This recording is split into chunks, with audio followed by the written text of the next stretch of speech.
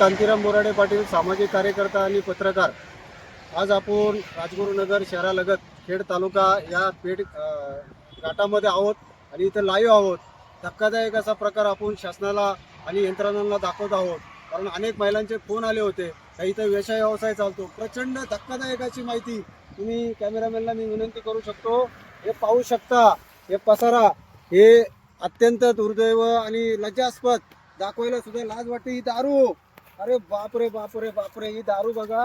हे खंबा, हा रात्रीचा ताजा खंबा आहे, हे पाहू शकता तुम्ही।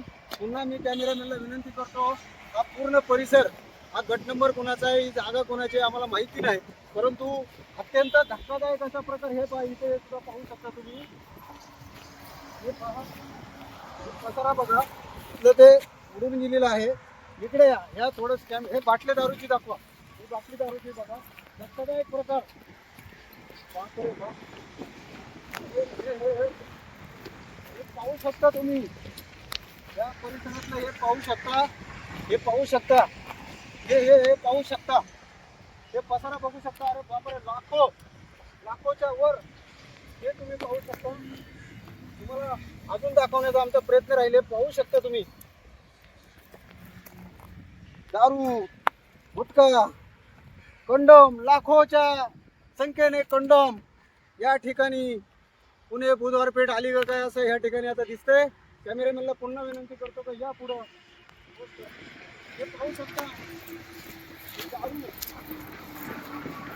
कंडोम, हे पाहू शकता, हे कंडोम, हे पहा, हे पाहू शकता।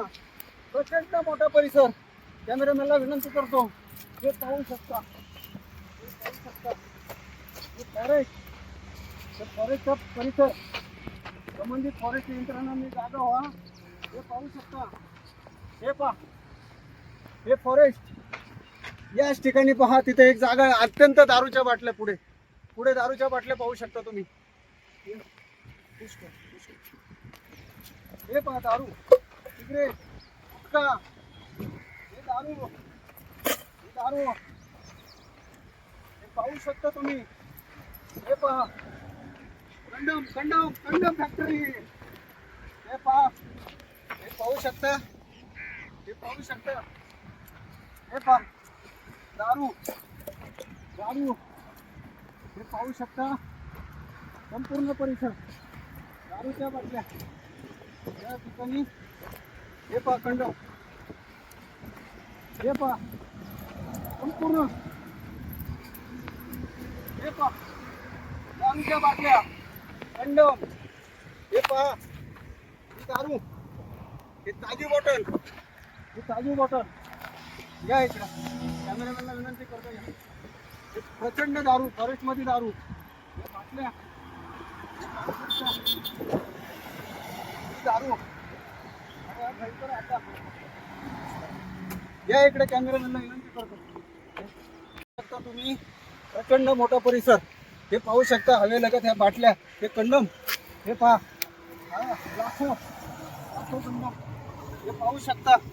आणि याच ठिकाणी रात्री इथं व्यवसाय चालतो। ह्या दारूच्या बाटल्या बघा, मुख्यमंत्री महोदय आणि गृहमंत्री महोदय, हे काय, हे कंडम आहे, कंडम।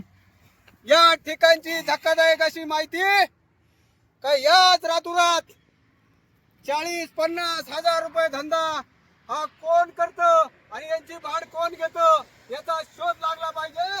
संबंधित यंत्रणांना विनंती आहे, एवढं सेक्स रॅकेट मोठं चालतं कसं। हे दारू बघू शकता, ही ताजी दारू आहे, ही ब्रिजर, गृहमंत्री साहेब, ही बाटली डोक्यात मारून घेतो।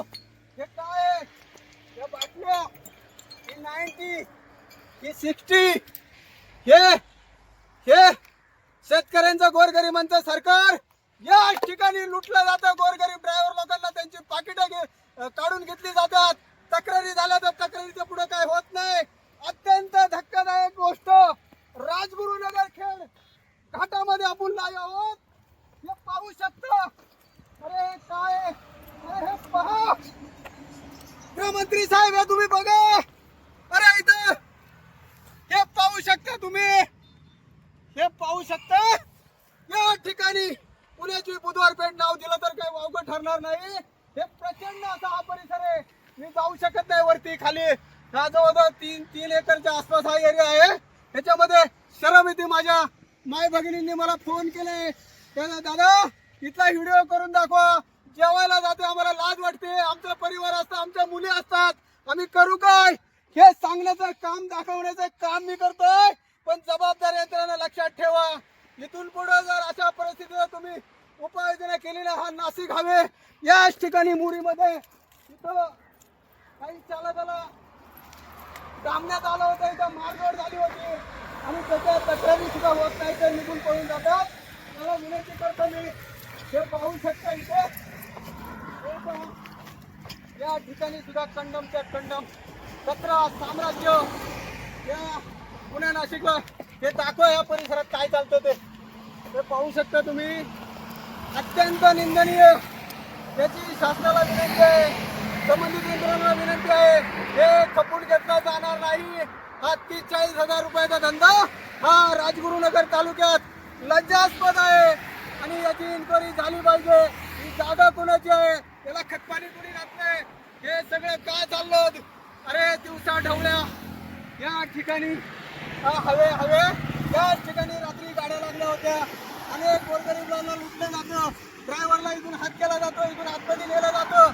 एक इरटी कार गाडी आहे, त्या कारमधून रात्रीची लोक येतात, त्याचे काही गुंड असतात आणि काही महिला असतात, काही तृतीयपंथी असतात. याचा प्रशासनाने शोध घ्या. एवढंच या ठिकाणी सांगतो आणि थांबतो. जय हिंद, जय महाराष्ट्र, जय भारत.